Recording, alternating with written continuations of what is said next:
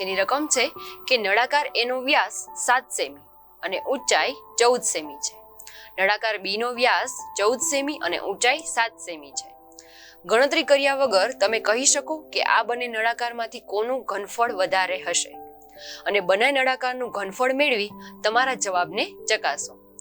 આ ઉપરાંત એ પણ ચકાસો કે વધુ ઘનફળ ધરાવતા નળાકારનું પૃષ્ઠફળ પણ વધારે છે. જો પહેલા તો રકમ સમજીએ. રકમમાં બે અલગ અલગ નળાકાર આપેલા છે. આ બંનેની ઊંચાઈ અને ત્રિજ્યા છે તે અલગ અલગ છે. તો ગણતરી કર્યા વગર આપણે જણાવવાનું છે કે કોનું ઘનફળ છે તે વધારે થાય. તો પહેલો નળાકાર જોઈએ તેની ત્રિજ્યા છે તે નાની દેખાય છે અને બીજો નળાકાર છે તેની ત્રિજ્યા છે તે વધારે દેખાય છે. એટલે કે જો ગણતરી કર્યા વગર જણાવીએ તો નળાકાર એ નું ઘનફળ છે એના કરતા બી નું ઘનફળ છે એ વધારે થાય. આ છે પહેલા પ્રશ્નનો જવાબ. બીજો પ્રશ્ન છે કે બંનેનું ઘનફળ શોધો અને બંનેનું પૃષ્ઠફળ પણ શોધો. તો વારાફરતી બંને નળાકાર, પેલા નળાકારને એ નામ આપી દઈએ, બીજા નળાકારને બી નામ આપીએ. તો પેલા નળાકાર એ નું ઘનફળ અને પૃષ્ઠફળ અને બી નું ઘનફળ અને પૃષ્ઠફળ મેળવીશું. તો સૌપ્રથમ દાખલાની શરૂઆત કરીએ કે અહીં નળાકાર એની ત્રિજ્યા કરતા નળાકાર બી ની ત્રિજ્યા વધુ છે.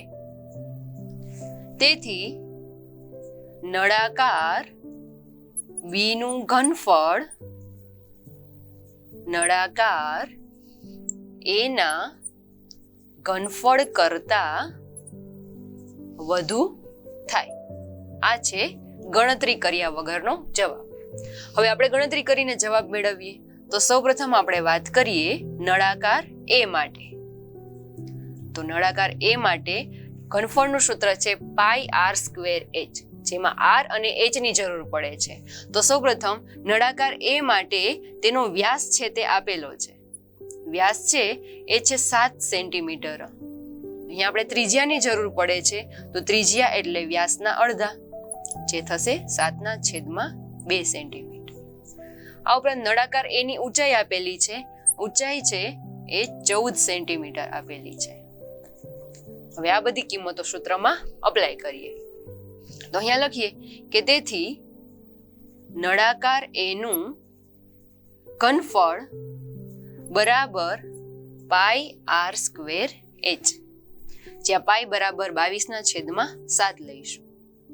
r એટલે કે 7/2, તેનો વર્ગ છે એટલા માટે 2 વાર લઈશું. અને ઊંચાઈ h બરાબર છે 14.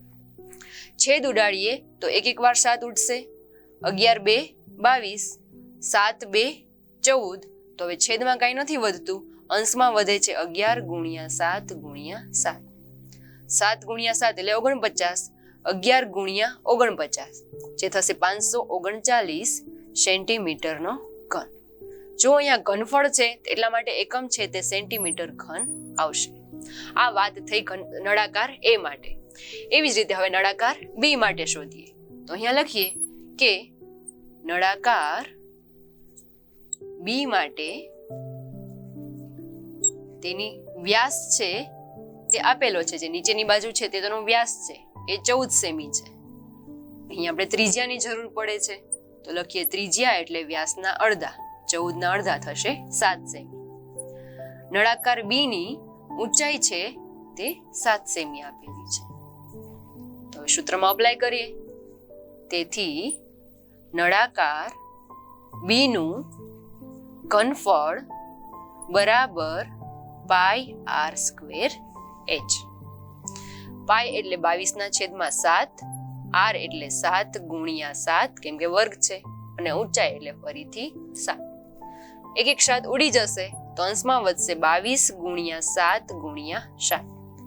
7 7 49, 49 × 22 એટલે થશે 1078 સેન્ટીમીટર ઘન. આ થશે નળાકાર બી નું ઘનફળ. તો જો બંનેના જવાબ પરથી પણ જાણવા મળે છે અહીંયા 1078 છે અને અહીંયા 539 છે. એટલે કે નળાકાર બી નું ઘનફળ છે એ નળાકાર એ ના ઘનફળ કરતા વધુ છે. તો અહીં લાસ્ટમાં દર્શાવીએ કે તેથી નળાકાર બી નું ઘનફળ એ કરતા વધુ છે. આ આપણે ગણતરી કરીને સાબિત કર્યું. હવે આપણે બંનેના પૃષ્ઠફળ શોધીએ. સૌપ્રથમ વાત કરીએ નળાકાર A નું પૃષ્ઠફળ. નળાકાર A નું પૃષ્ઠફળ જેનું સૂત્ર થશે 2πr કૌંસમાં r વત્તા h. 2πr કૌંસમાં r વત્તા h. બંનેની ત્રિજ્યા અને ઊંચાઈ આપણને ખ્યાલ છે તો વારાફરતી મૂકીએ તો થશે 2 ગુણ્યા પાઈ એટલે 22/7, r એટલે તેની ત્રિજ્યા જે છે 7/2, કૌંસમાં r એટલે ફરીથી ત્રિજ્યા 7/2 વત્તા ઊંચાઈ એટલે કે 14. અહીંયા છેદ ઉડાડીએ તો 7 7 ઉડી જશે, અહીંયા 2 2 તો અહીંયા વધશે 22, કૌંસમાં 7 વત્તા 14 ગુણ્યા 2 એટલે 28, એના છેદમાં આવશે 2. બારની સાઈડથી છેદ ઉડે છે કેમ કે ગુણાકારના સંબંધમાં છે તો અહીંયા આવશે 11. તો અહીંયા સાદુરૂપ આપીએ 11 ગુણ્યા 28 વત્તા 7 જે થશે 35. 35 ગુણ્યા 11 જે થશે 385 સેન્ટીમીટર સ્ક્વેર. આ થશે નળાકાર A નું પૃષ્ઠફળ. એવી રીતે આપણે નળાકાર B નું પૃષ્ઠફળ શોધીએ. અહીંયા લખીએ નળાકાર B નું પૃષ્ઠફળ સૂત્ર 2πr કૌંસમાં r વત્તા h. નળાકાર B માટે ત્રિજ્યા પણ 7 છે અને ઊંચાઈ પણ 7 છે તો અહીંયા 2 ગુણ્યા 22/7 ગુણ્યા 7 કૌંસમાં 7 વત્તા 7. છેદ ઉડાડીએ 7 7 ઉડી જશે તો અહીંયા થશે 22 ગુણ્યા 2 એટલે 44, કૌંસમાં 7 વત્તા 7 એટલે કે 14. 44 ગુણ્યા 14 જે થશે 616 સેન્ટીમીટર સ્ક્વેર. આ થશે નળાકાર B નું પૃષ્ઠફળ. તો આ બંનેના જવાબ પરથી પણ કહી શકાય B નું પૃષ્ઠફળ છે એ A ના પૃષ્ઠફળ કરતા વધારે છે.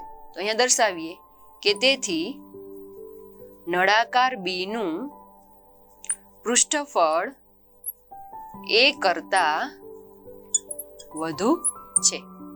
આ થશે આપણો જવાબ.